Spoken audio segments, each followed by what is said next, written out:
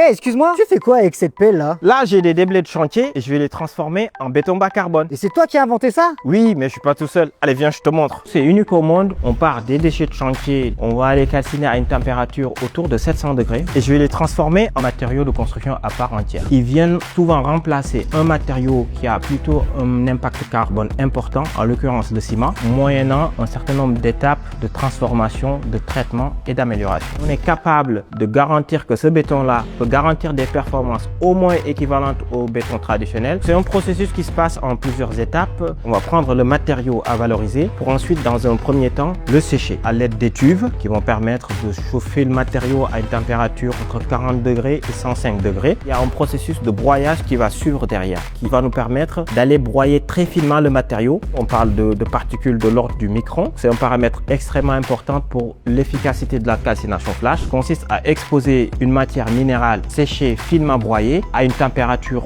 élevée, en général autour de 700 degrés, pendant un temps extrêmement court. La flash calcination proprement dite dure moins d'une seconde. Derrière, on va pouvoir collecter le matériau. On va être capable de produire 10 à 15 kg par heure. La quatrième étape, c'est la valorisation. On va remplacer une partie du ciment. On va aller jusqu'à 50% de remplacement. On s'est rendu compte qu'en termes de gains économiques, on était sur des gains entre 1 et 7 euros de la tonne. Ils vont nécessiter beaucoup moins de temps pour être produits. Ils vont nécessiter beaucoup moins d'énergie. En termes de gains environnemental, on était sur des émissions de l'ordre de moins 20 à moins 40% par rapport au béton traditionnel. On a travaillé avec des matériaux des chantiers du Grand Paris. Quand on réalise un ouvrage, on a toujours besoin de creuser. On va excaver des matériaux de type argileux qui peuvent être des matières minérales de toute nature. C'est ça qu'on appelle des blés de chantier. La particularité, nous, qu'on adopte ici, c'est que on se limite pas à traiter un seul matériau. Ça en fait d'ailleurs une exclusivité.